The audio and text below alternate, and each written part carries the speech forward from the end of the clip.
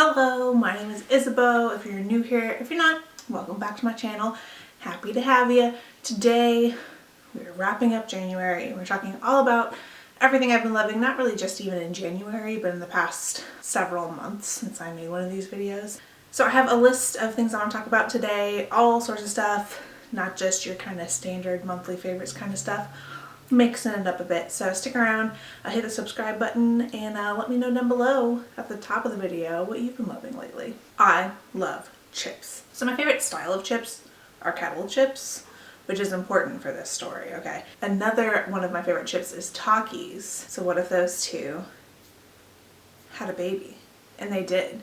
This Barcel brand of artisan style Fuego chips.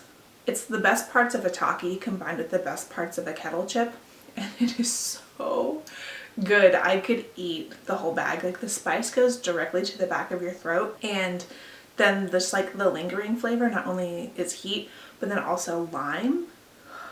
Originally on my list I had Flamin' Hot Cheeto Puffs, which are a revelation. After having these Fuego kettle chips, like, Flamin' Hot has no flavor comparison, you know what I mean? Like, there's just no flavor, it's just like hotness, whereas this has like depth of flavor, crunchiness, lime, heat. It has everything, and they're amazing. The fact that I have not finished this bag is a matter of willpower, and I'm impressed with myself because I literally could just eat the whole thing. It's so good. I found them at Target. If you like Takis, you need to try these for sure. So I've played a couple of different games this month on my Twitch channel, which I will link down below. It's twitch.tv/IsabeauPlays. I stream 3 times a week, Tuesdays, Thursdays, and Saturdays or Sundays, depending on how my weekend's looking. I play games on there that aren't necessarily super popular, but that I have fun playing, which is the whole point of streaming anyway. So I played a couple of different games on there this month. They both happened to be, I think, indie games. They were from smaller companies. I hadn't heard of them before. The first one I played was Call of the Sea, which is sort of like a puzzle style game. It's almost like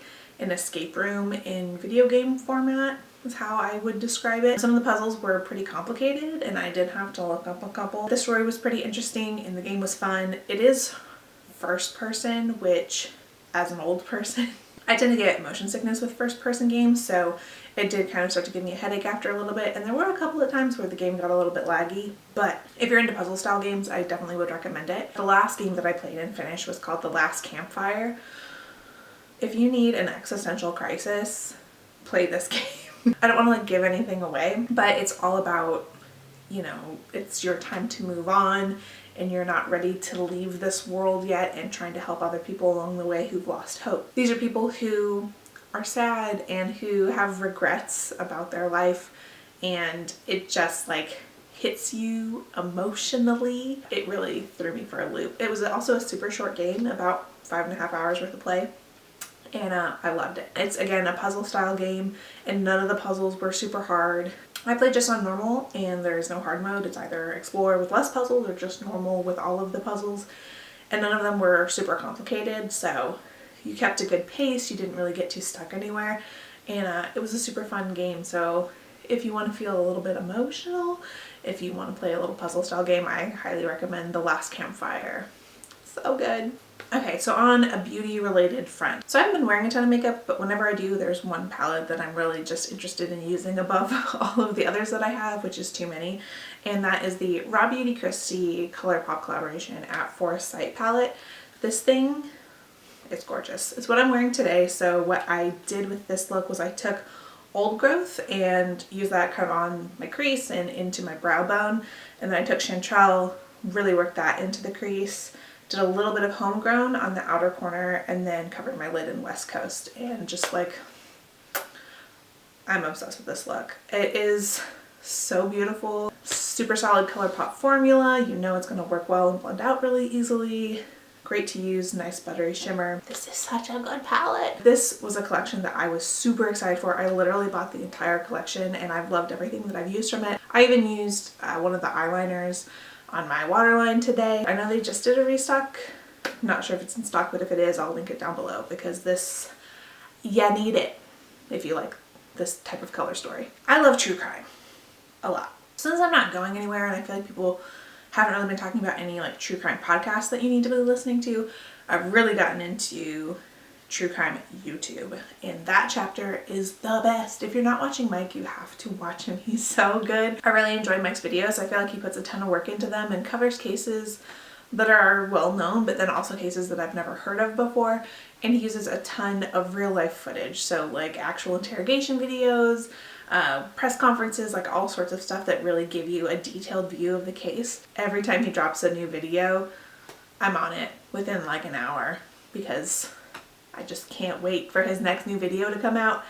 And he has like a ton of really interesting cases that he's covered in the past, so lots to binge if that's something that you're interested in. I feel like the first video of his that I watched that was like really drew me into his channel was the Israel Keys case. I'll link that video and Mike's channel down below so you can go subscribe and check him out if true crime is something that you're interested in. I've been trying to bullet journal for like years, probably since like 2015, and I go through phases where I'm really into it and phases where I just like can't be bothered. And something that I never really thought that I would get into was digital planning off of Etsy. I'll link the one that I bought down below. I bought a desktop organizer and folders on a Mac, which I have.